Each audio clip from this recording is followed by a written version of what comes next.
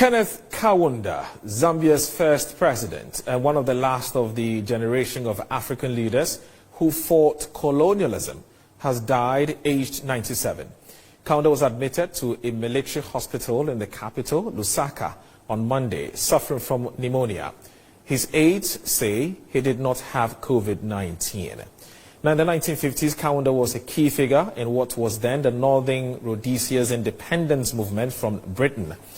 He became president following independence in 1964. Joining us via Zoom, all the way from the capital city, Lusaka, is a Zambian citizen and a Pan-Africanist. That's Mainda Simataa, to help us gauge the mood in the country and what basically the citizens are saying on the back of this very tragic and sad event. Thanks for joining us on the program.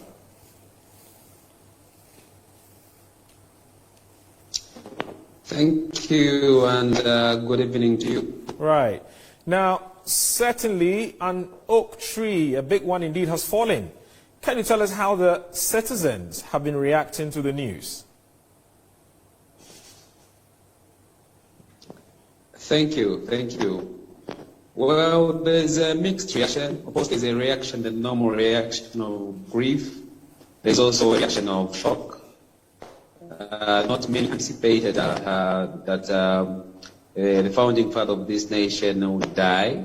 But of course, it's expected. Those of us who've been following for the past 2 years, he hasn't been out. So there is basically an atmosphere of grief and others of celebration, because the others are saying the man has played his part on the global and Pan-African platform. And it's up to the young generation team to try and fit into his shoes. But basically, the mood is one of somberness, it's one of grief, it's one of silence, and the president of Zambia had 21 days of national mourning, as well as our neighboring country, Botswana, has also declared 7 days of national mourning. Right. Now, you look at him, he's the father of the nation, he's the founder of the country.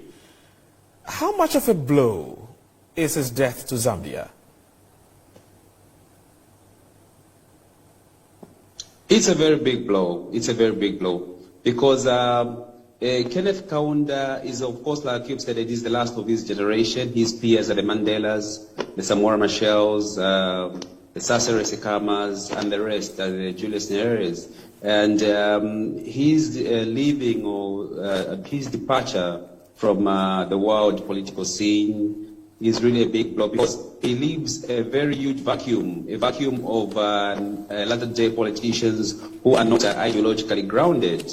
These are politicians who don't have any sense of Pan-Africanism, and they don't embody the values that he embodied. Kenneth Kaunda embodied the values of selfless service, of solidarity, of humanism, of social justice, and internationalism. And you could see this because he's one person who insisted that human beings be at the center of everything. The organization of any society must be meant to ensure to say that it provides for the needs of human beings, basic amongst them education and healthcare, which ensures to say that be free and available to each and every citizen. On the international stage, on the solidarity stage, on the stage of solidarity, he organized the frontline states, which contributed to the independence of South Africa, Namibia, Zimbabwe, and Mozambique, as well as Angola. These are frontline states which he hosted in Zambia, right, at great cost to the Zambian economy, at great cost to the political scene. So it's really a big blow, and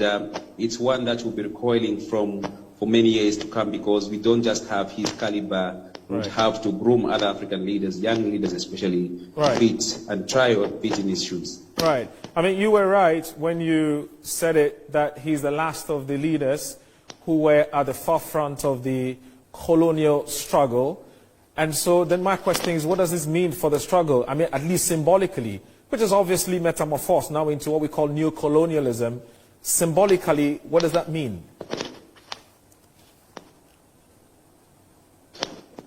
Well, like I said, his departure is leaving a great gap politically.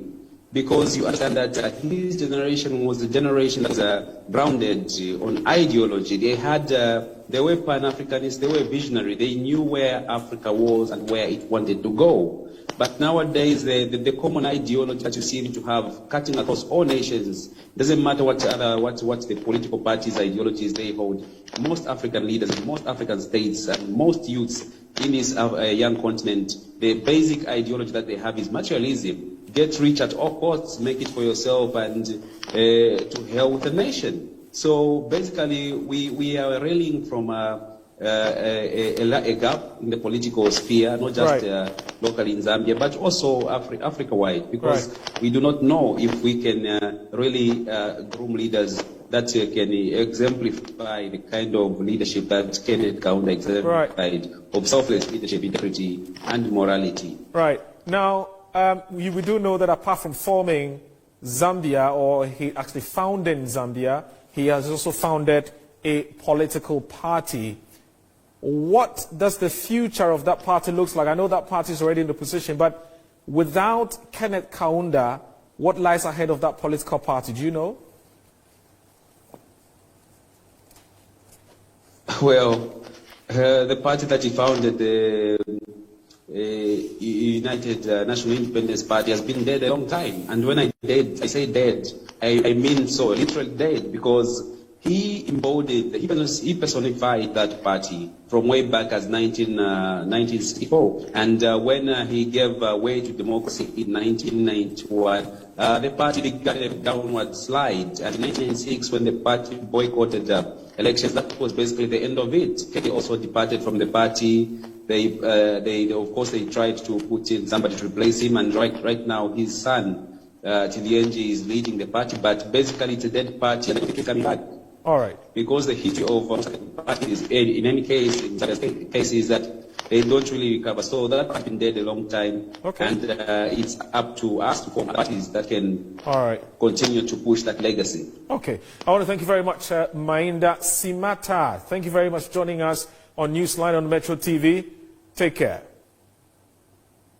He's a citizen of Zambia and also Pan-African. He's talking to Newsline on Metro TV. That's all the way from Lusaka.